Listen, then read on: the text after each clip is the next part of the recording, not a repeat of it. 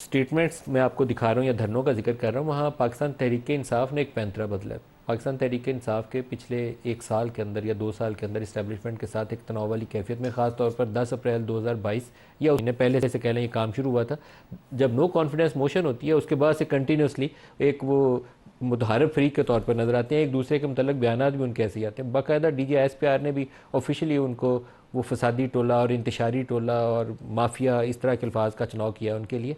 और पाकिस्तान तहरीक इंसाफ भी बाकायदा टारगेट करती है अपनी कैंपेन्स के अंदर, सोशल मीडिया के अंदर। लेकिन अभी उनके लीडर्स जो हैं एक के बाद एक मुख्तलिफ बयानात के अंदर वो जिंदाबाद फ़ौज और शोहदा जिंदाबाद वो नारे लगा रहे हैं, जिससे अपनी वो कुर्बत दोबारा बढ़ाने की या एक दरवाज़ा खोल के अपने आप को दोबारा शायद बातचीत के लिए ओपन कर रहे हैं, इस्टेब्लिशमेंट के साथ, पॉलिटिकल फोर्सेस के साथ नहीं। और आज इमरान के साथ भी जब मीडिया का इंटरेक्शन हुआ तो इमरान से ये सवाल किया गया कि आप तो कहते थे न्यूट्रल तो जानवर होता है, ये उनकी स्पीचेज़ है, 10 दफ़ा वो कह चुके हैं न्यूट्रल तो जानवर होता है, बड़ा ज़ोर देकर कहते थे।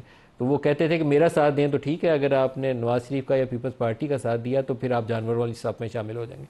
आज वो कह रहे हैं कि नहीं नहीं, वो जानवर वाली बात ठीक नहीं है, असल मकसद ये था कि वो गैर सियासी हो जाए, न्यूट्रल से ये मुराद है। तो उनके लीडर्स की ज़ुबानी सुनिए कि इमरान खान भी तकरीबन वही बात कह रहे हैं जो अली मीन या अलीमा खान या बाकी लोग कह रहे हैं। सुनिए, हमने कुछ इकट्ठे किए हैं स्टेटमेंट। आज भी खान साहब ने इस बात का तज़किरा किया है कि हमारा मुतालिबा यही है, न्यूट्रल का मुतालिबा यही, गैर सियासी हो जाओ, आप पॉलिटिक्स में इंटरफेयर ना करें। इमरान खान ने जनरल आसिम को एक पैगाम भेजा है, आप न्यूट्रल हो जाएं। 2 पार्टीज हैं, पीपल्स पार्टी और मुस्लिम लीग, ये फौज के साथ PTI की लड़ाई कराना चाहते हैं। मेरी इदारों से रिक्वेस्ट है कि आप न्यूट्रल हो जाएं, इनके साथ रह के लोग आपसे गिला कर रहे हैं, क्योंकि लोग ये समझ रहे हैं कि आप इनको लाने वाले आप हैं। शहबाज शरीफ और ये PDM की हुकूमत जो है, ये बदकिस्मती के साथ पाक फौज और तहरीक इंसाफ को आमने सामने कर रही है। ये इंशाअल्लाह ताला हम कभी नहीं होने देंगे और ना ही सिपह सालार या जनरल आसिम मुनीर ये होने देंगे। जब किसी शहीद के बारे में कोई गलत बात की जाती है तो मेरे दिल में दर्द होता है। फौज के वो शोधा जो हमारे लिए जाने दे रहे हैं, अगर उनके खानदान की किसी की वजह से दिलादारी होती है, आपने ये नहीं होने देना। शोहदाए पाकिस्तान जिंदाबाद, पाकिस्तान जिंदाबाद, पाकिस्तान जिंदाबाद। माजिद, आप इसको समझ पाए हैं, पाकिस्तान तहरीक इंसाफ की ये जो नई पॉलिटिकल पोस्चरिंग है, इसके पीछे क्या साइंस है? बड़ी दिलचस्प कहानी मेरा ख्याल है बनती जा रही है। उसकी वजह यह है कि तहरीक इंसाफ में इस चीज़ का एहसास बिल्कुल मौजूद है कि उन्होंने अपनी स्ट्रेटजी कैसे बनानी है, और माजी के अंदर भी वो सच और झूठ से बालातर होकर अपनी स्ट्रेटजी बनाते हैं। और इस वक्त जो सबसे बड़ा मसला है वो ये है कि वो ये एक बयानिया क्रिएट करना चाह रहे हैं कि जिसमें वो कह रहे हैं कि हमारी इस्टेब्लिशमेंट से कोई लड़ाई नहीं है, हमारी तो पीपल्स पार्टी और मुस्लिम लीग नून से लड़ाई है। हालांकि मेरे ख़्याल में ये महज खाम ख्याली है। उसकी वजह यह कि 9 मई के बाद से चीज़ें इस्टेब्लिशमेंट और तहरीक इंसाफ के दरमियान है। उस लड़ाई की बेनिफिशरी मुस्लिम लीग नून और पीपल्स पार्टी हैं। सो इस सारी सिचुएशन के अंदर तहरीक इंसाफ ये चाहती है कि चीज़ों को थोड़ा सा टाइम लिया जाए, और वो ये चाहते हैं कि वो जो अक्टूबर और नवंबर की थेरी है उस तक पहुंचने के लिए हमारे पास कोई एक आरामदेह सफ़र हो या जिसके अंदर हमारी मुश्किलात कम हो। अभी चूँकि मॉनसून है, गर्मियाँ हैं, इसमें कोई एहतजाजी तहरीक भी नहीं चलाई जा सकती। तो मेरा ख्याल है कि ये जो 4-6 महीने का टाइम है ये लेने के लिए तहरीक इंसाफ ने अपनी स्ट्रेटजी को चेंज किया है। अब इसमें सबसे बड़ा मसला जो माजिद कहीं ऐसा हुआ है, क्योंकि एक तासुर यहाँ मौजूद है, बात चीज़ें हम ओपनली उतनी डिटेल में जाके डिस्कस नहीं करते, लेकिन मौजूदा आर्मी चीफ के इमरान खान के साथ ताल्लुकात ठीक हो जाए, इसका इम्कान दूर दूर तक मुझे नज़र नहीं आ रहा। मैं इसको राइट ऑफ कर रहा हूँ कम्प्लीटली। हो सकता है आप इससे बेहतर राय दे सकें, लेकिन क्या ऐसा कोई है कि इस्टेब्लिशमेंट में कुछ लोगों ने वो एक बैक चैनल इस्टेब्लिश किया हो कि थोड़ा सा वर्केबल जो रिलेशनशिप है उसको डेवलप किया जाए? ये बिल्कुल इम्कान हो सकता है। उसकी वजह यह है कि मुझे एक शेर याद आ रहा है कि एक दस्तक पे वो दरवाज़ा नहीं खोलेगा, उसे मालूम जो है मैंने खड़े रहना है। तो ये लजाजत से दस्तक देने वाले की लजाजत पे डिपेंड करता है कि वो किस हद तक चीज़ों को ले रहा है। तो अभी मुझे तहरीक इंसाफ से वो फील नहीं आ रही कि वो इस हद तक संजीदा है कि वो कोई फ़ायदे ले लें। और उसमें सबसे बड़ा मसला जो है वो ये है कि इमरान खान अभी भी 9 मई के हवाले से बहुत कैजुअल हैं। वो ये कहते हैं कि कंटोनमेंट्स के सामने, GHQ के सामने पुरअमन एहतजाज की कॉल मैंने दी थी, और ये इतना बड़ा बयान है कि जिसको तहरीक इंसाफ का कोई भी रहनुमा इस बयान का बोझ उठाने को अभी भी तैयार नहीं है। सो ये वो एक पॉइंट है कि जिसको जब तक हल नहीं किया जाता उस वक्त तक इस्टेब्लिशमेंट में और तहरीक इंसाफ के अंदर फासलों की कमी खासी मुश्किल नज़र आती है। अच्छा, एक ब्रेक ले लें, ब्रेक से वापसी पे क्या नहीं जवाब लेंगे, हमारे साथ रहिए।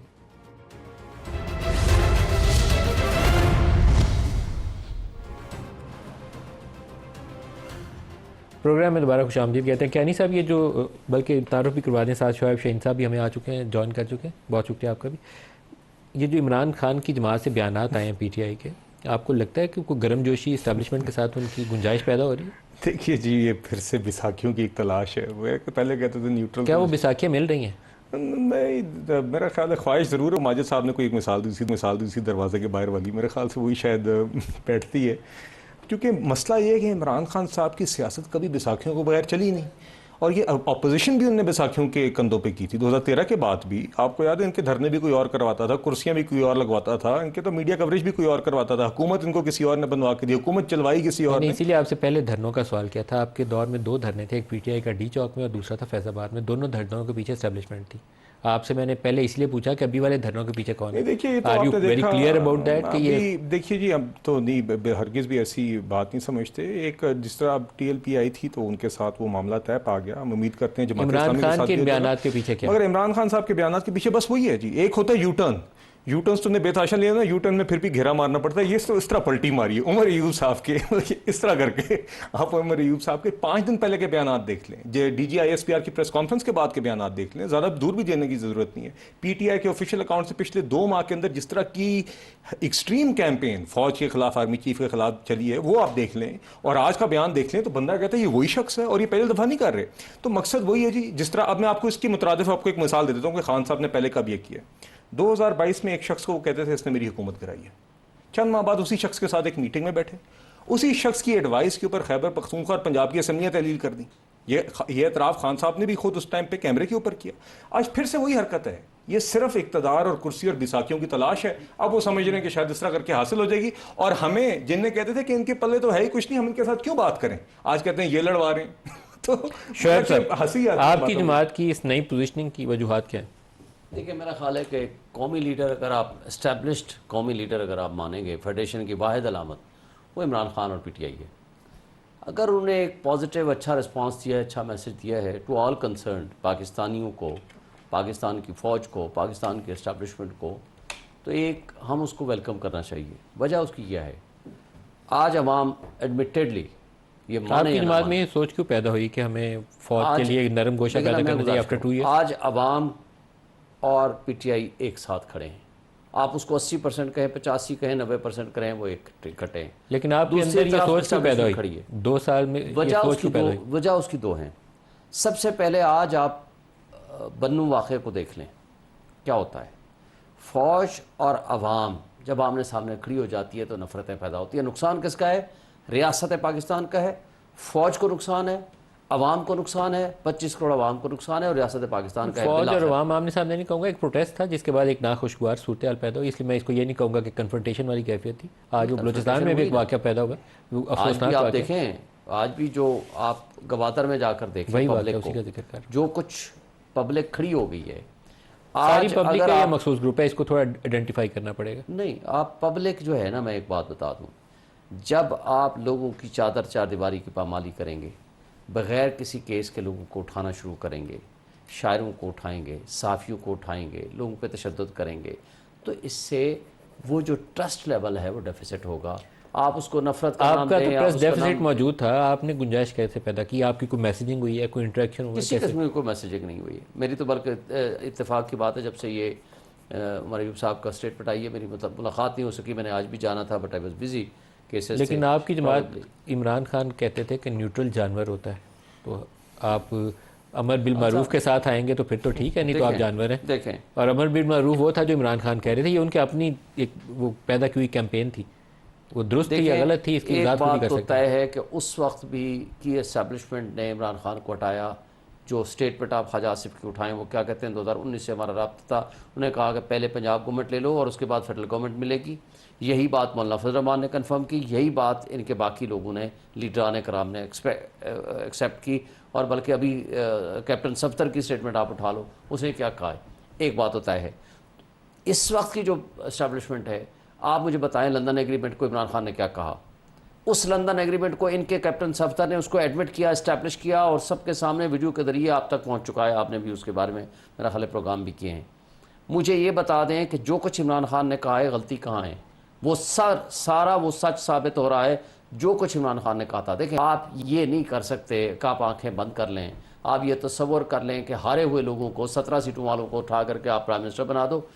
नवाज शरीफ हारा हुआ, शहबाज शरीफ हारा हुआ, हमजा हारा हुआ, मरियम नवाज। क्या आपको उम्मीद है कि अक्टूबर में चीफ जस्टिस की जब तब्दीली होनी है, justice Mansoor Ali Shah chief justice बनेंगे और काजी साहब रिटायर हो जाएंगे, उस वक्त आपके हक में कुछ ऐसा फैसला आएगा कि आपका अपना ज़ाती केस भी फंसा हुआ है ट्रिब्यूनल के अंदर, कि ये केसेस आपके हक में हो जाएंगे? देखिए, इलेक्शन का पूरा जो मामला है वो क्वेश्चन हो जाएगा। हम दो जगहों पे फंसे हुए हैं। फंसे हुए कहाँ हैं? इलेक्शन ट्रिब्यूनल्स को चलने नहीं दे रहे। आपको पता है मेरे वाले केस में आपको लगता है कि अक्टूबर में कुछ आपके हक में चीज़ें हो सकती हैं? चेंज ऑफ कमांड से फ़र्क तो पड़ेगा।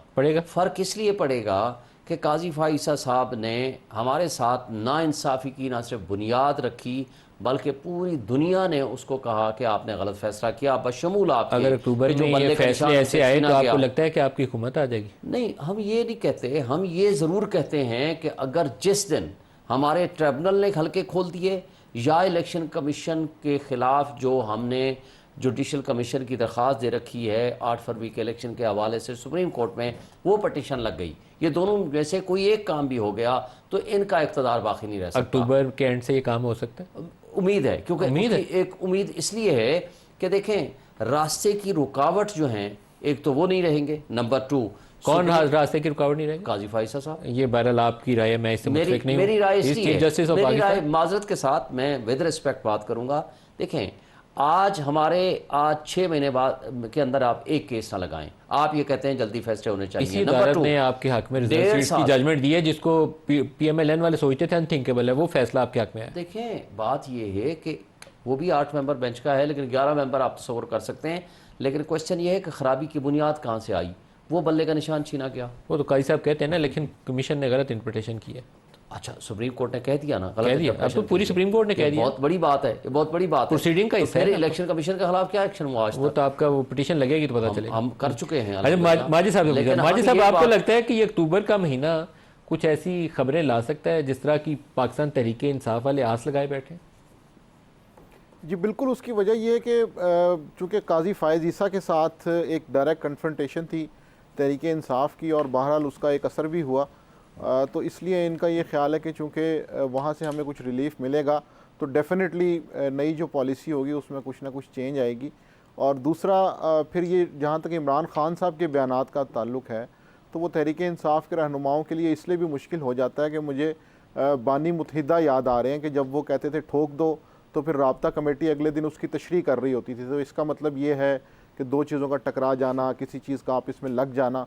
तो ये इमरान खान साहब जेल से स्पेशली जो बयानात देते हैं उसकी तशरीह तहरीक इंसाफ के लिए ख़ासी मुश्किल होती जा रही है।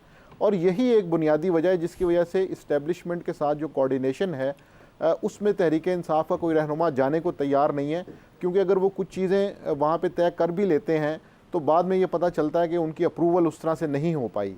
सो बुनियादी तौर पे चूँकि अदलिया इस वक्त इस्टेब्लिशमेंट के साथ सेम पेज पे नज़र नहीं आती, तो ये सारा जो माहौल बनाया जा रहा है ये इसलिए है कि अक्टूबर नवंबर तक टाइम गेन किया जाए ताकि उस वक्त तक कोई सियासी सख्ती ना आए और उसके बाद फिर जब ये ट्रिब्यूनल्स की जो उम्मीद है इसके ऊपर कुछ ना कुछ वर्किंग शुरू हो तो फिर इनको कुछ रिलीफ मिल सके। सो ये एक बेसिकली इस थ्योरी की बुनियाद के ऊपर तहरीक इंसाफ अपना थोड़ा सा बयानिया तब्दील कर रही है ताकि उन्हें कुछ ना कुछ रिलीफ मिले, क्योंकि जो सोशल मीडिया टीम्स के ऊपर क्रैकडाउन है या शेख मुजीब वाली जो ट्वीट की सिचुएशन थी उसके बाद से शायद ये रियलाइज़ किया गया है कि थोड़ा सा कदम आगे बढ़ाने